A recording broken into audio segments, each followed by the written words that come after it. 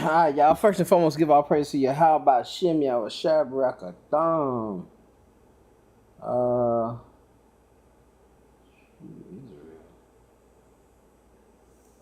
something else. Hold on real quick while I look for this email I sent out to it, brother.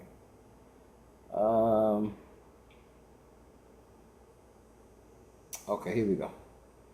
Here we are.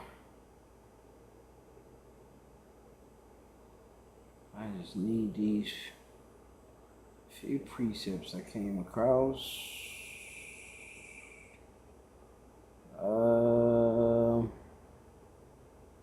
Okay. Okay.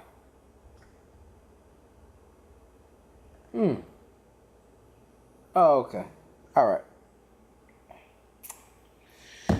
All right. So, and they became Jews. I don't know if I gave a good greeting, but again, it's no problem to give it again. First and foremost, give all praises to Yahweh by Shem Yahushai, Barakathon, man, and to the Ruach Kodash. But what we dealing with here? What we dealing with is, and they became Jews. Is that even possible? And of course, most of us say no. No, that is not possible. It's not possible, Brother Phineas. And I'm with you. I'm with you. And I'm not here to prove otherwise. I'm not here to prove otherwise. I am just here to say, to look at a couple of texts and and just say, hey man, what are we gonna do with these? What are we gonna do with these fruit texts here? So I'm gonna share my screen. We're gonna be here very briefly. I'm gonna share my screen here. Y'all willing? I can get this thing shared. All praises, man. I don't know. I don't know why that thing don't be working for me. Let me get up out of here. I don't know why that thing don't be working for me sometimes. So we're gonna look at a couple of precepts. Well, first we'll look at one that's familiar. All right, the Esther 8. We'll look at one that's very familiar to us. It's gonna be in your precept packet. Esther chapter 8. All right. Should we start at word one? Yeah, let's start at verse 1 because a lot of us don't know what's going on. It says, on that day the king Ahasuerus give the house of Haman, the Jews' enemy, unto Esther the queen, and Mordecai came before the king, for Esther had told what he was unto her. And the king took off his ring, which he had taken from Haman, and give it unto Mordecai. And Esther set Mordecai over the house of Haman. And Esther spake yet again before the king, and fell down at his feet, and besought him with tears to put away the mischief of Haman, the Agagite, and his device that he had devised against the Jews.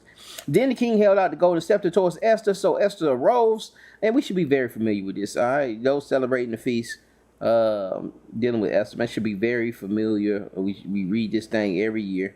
So Esther arose and stood before the king, and said, if it pleased the king, and it seemed and if I have found favor in his sight, and the thing seemed right before the king, and I be pleasing in his eyes, let it be written to reverse the letters devised by Haman and son of Hammedatha,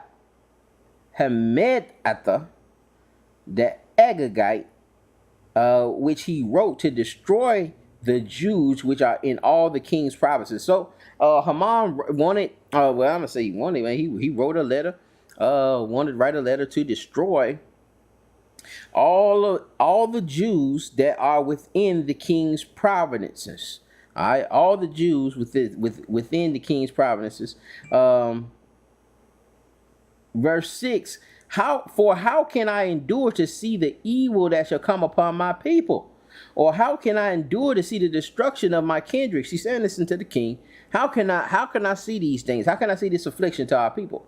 Then the king Ahasuerus said unto Esther the queen and to Mordecai the Jew, behold, I have given Esther the house of Haman, and him that have hanged on upon the gallows, because he laid his hands upon the Jews. All right, he's getting hung. He had that thing set up for Mordecai, but his own devices, they fell into their own snares and traps. All right, and so he ended up getting hanged on the same device he tried to put upon Mordecai. Write ye also, verse 8, write ye also to the Jews as it like of you. Write whatever you want to these folks, man. You know what I'm saying? In the king's name, and seal it with the king's ring, for the writing which is written in the king's name and sealed with the king's ring may no man reverse. Then were the king's scribes called at the time in the 3rd month, that is the month of Sivan, on the 3rd month, 3rd and 20th day thereof, and it was written according to all that Mordecai commanded upon unto the Jews, and to the lieutenants and the deputies and the rulers and provinces where are from India unto Ethiopia 127 provinces, unto every province according to the writing thereof, and unto every people after their language, and to the Jews according to their writing and according to their language. And he wrote in the king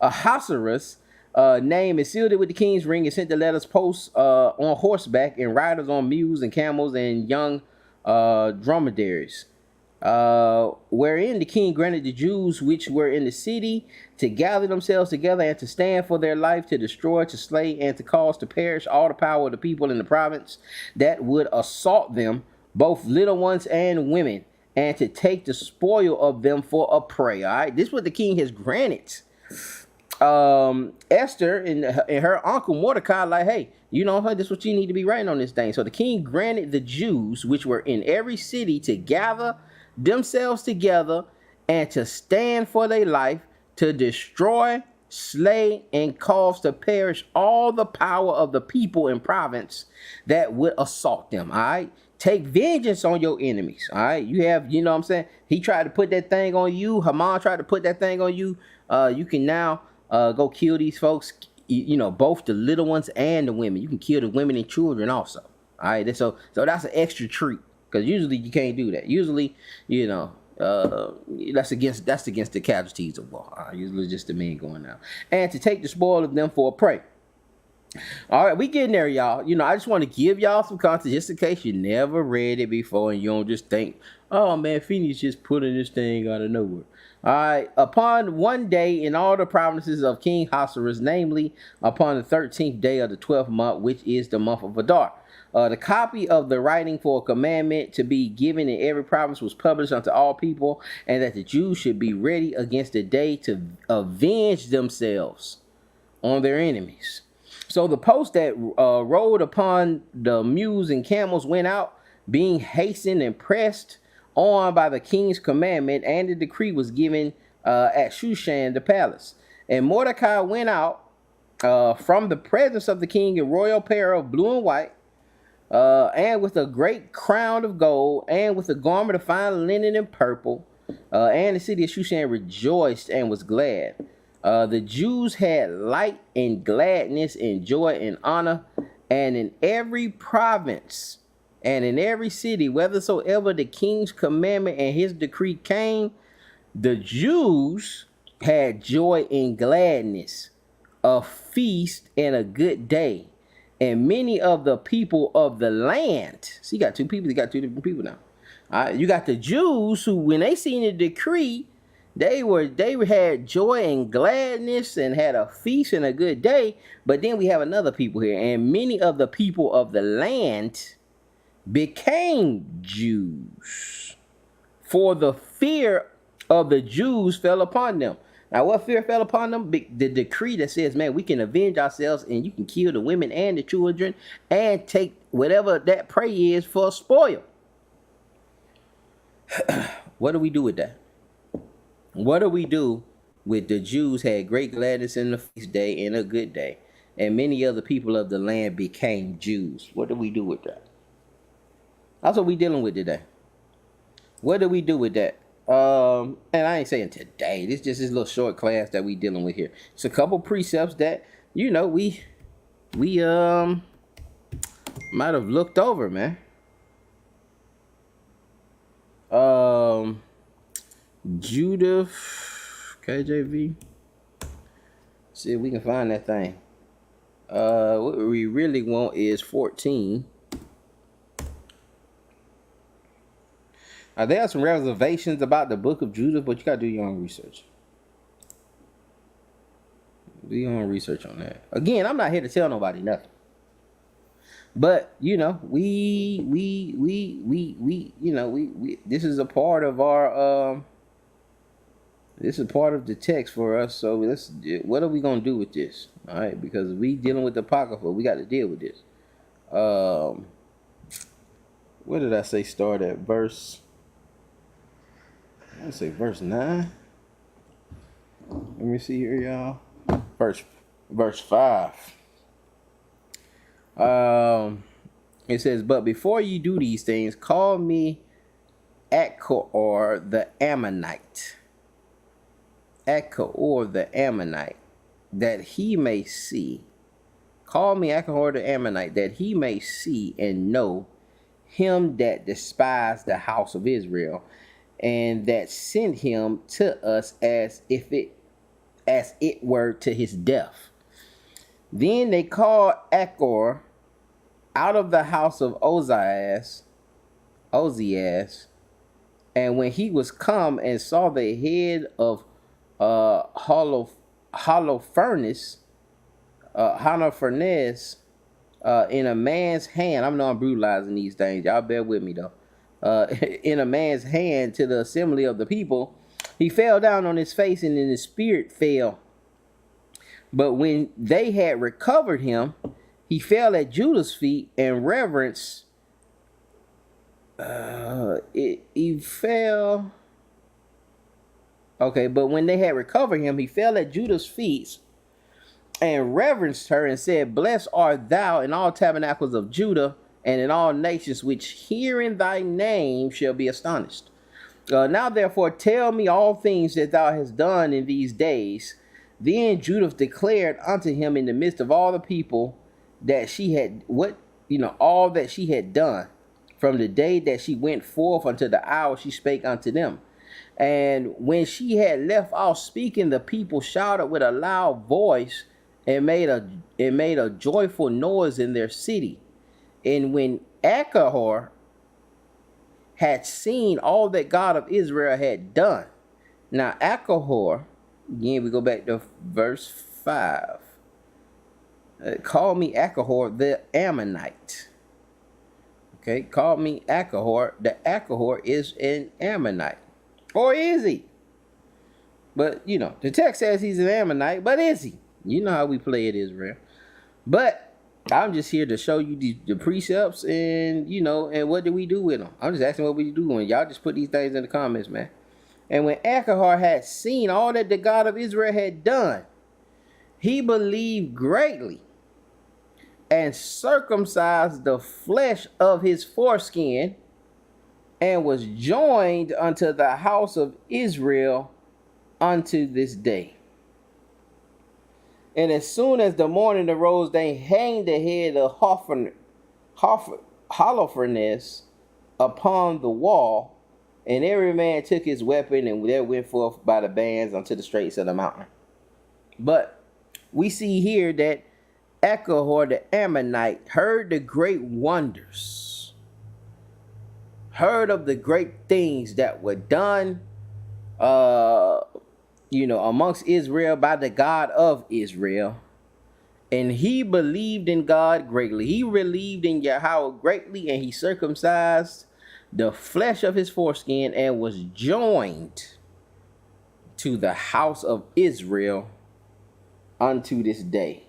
What are we saying, man? What does that mean? What does that mean that he circumcised himself and he was joined to the house? Now we have to understand, there's some things we have to understand here. And I'll stop sharing my screen for a little second. There are some things we got to understand here is that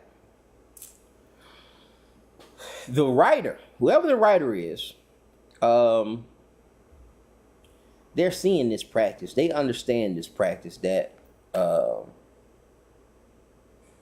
one would circumcise himself and join to the Jews. All right, this ain't something that he just made up. Culturally, if we're taking the text literal, if we're taking it if we're taking the text for what it is, we got, this is something that was practiced.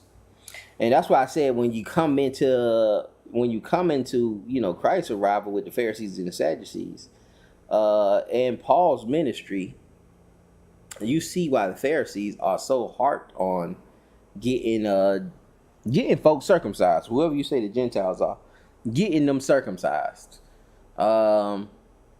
because they've read. I'm sure they read Judah 14. And I'm sure even before that, you have, Judah. You got Judah and you got the 12 tribes, and Dana end up, sleeping with some outside, some Gentile. And the tribes decided, hey, you know what, man, we going to make them get circumcised. And then when they got circumcised, they killed all of them. But initially his thought was, and you could say that his thought was to initially just set him up to be killed, but he did use that circumcision.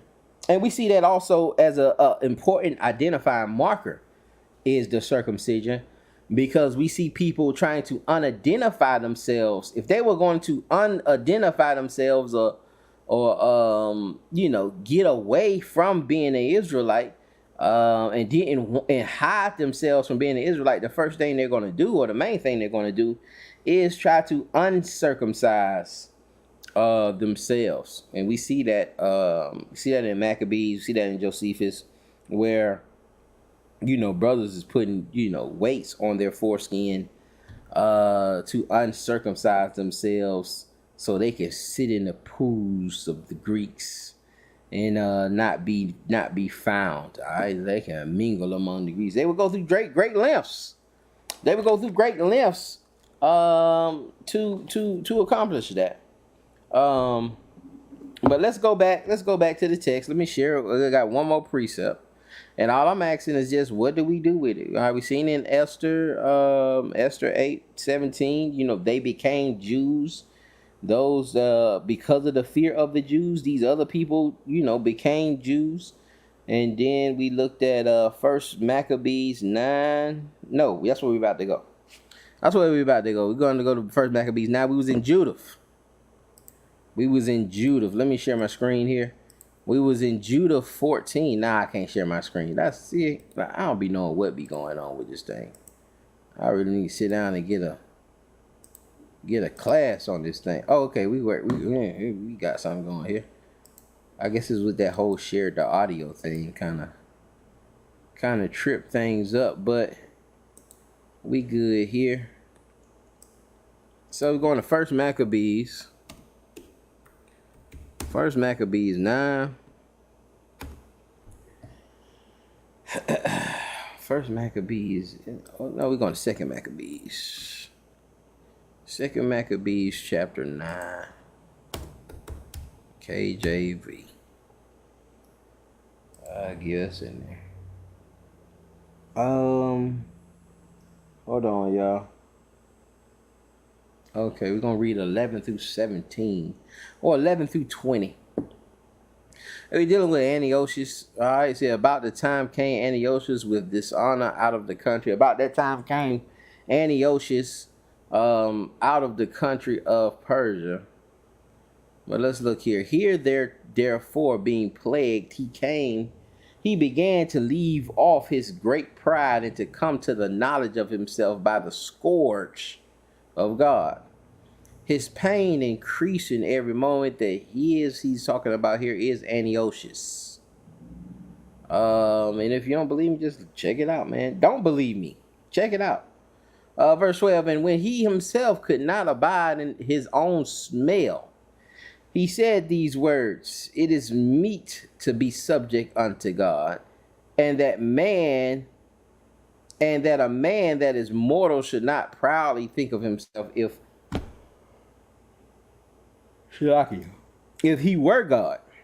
This wicked person vowed also unto the Lord, who now no more would have mercy upon him, saying thus, that the holy city to which he was going in haste to lay it with the ground, and to make it a common burying place, he would set at liberty. And as touching the Jews, whom he had judged not worthy so much to be buried, but to cast out with their children to be devoured of the fowls and the wild beasts, he would make them all equals to the citizens of Athens. And this is why, again, I'm saying we must understand. We just can't be pulling 2 Maccabees 6:6 and saying, hey, man, we lost our identity.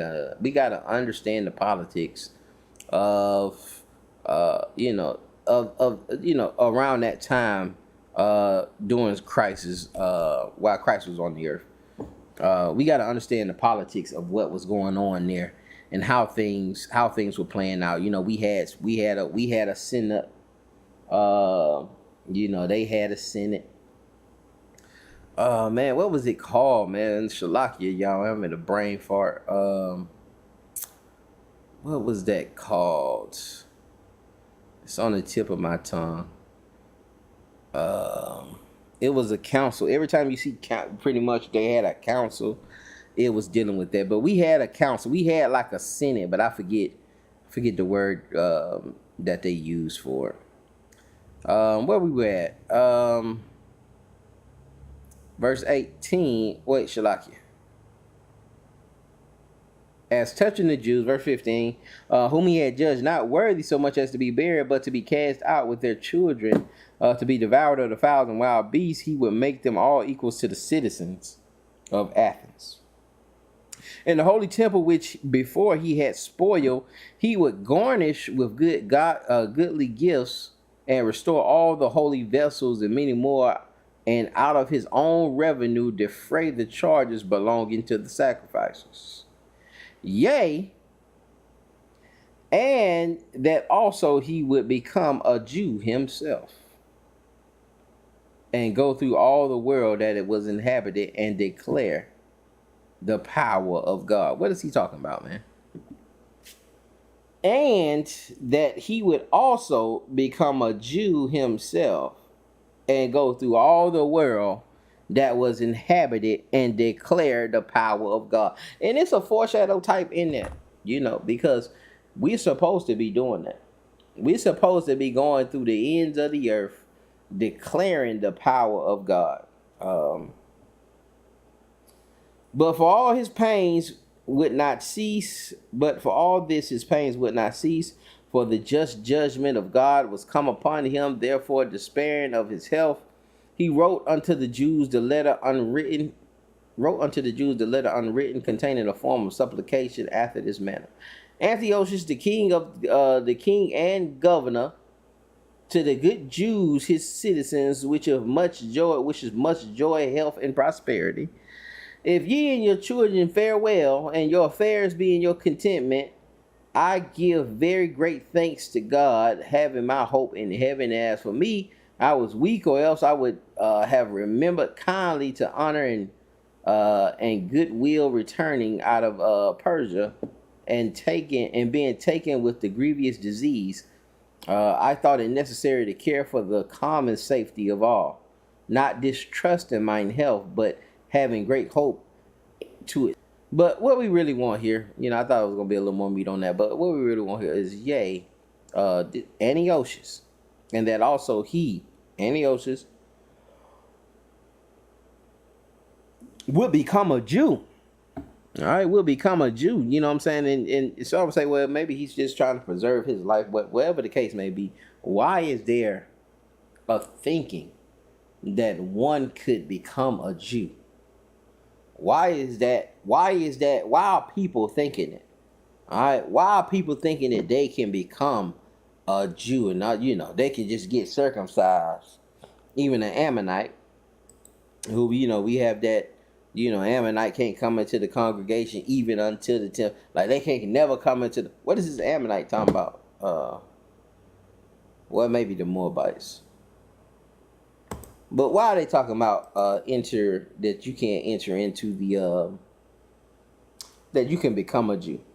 That's all I'm saying, y'all.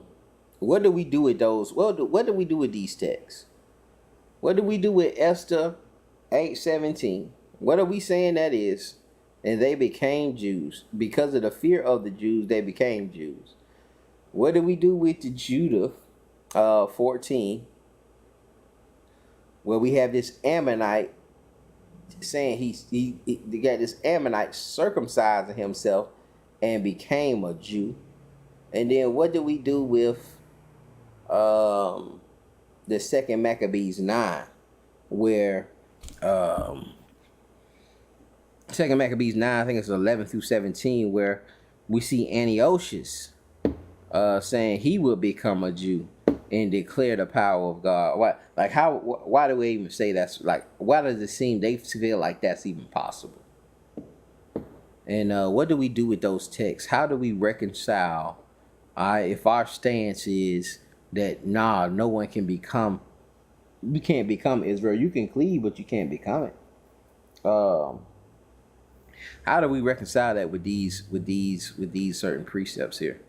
And that's all I pretty much wanted to go over. I may drop another video, y'all willing. I don't go to sleep. I may drop another one real swiftly. But I'm a little bit out of it. I got that itis. I had a good meal and called myself trying to, just get myself back up so I can get a little more work done for the day. But I am drowsy. But till next time, y'all, hope this thing was edifying to the body. Y'all be blessed. Shalom.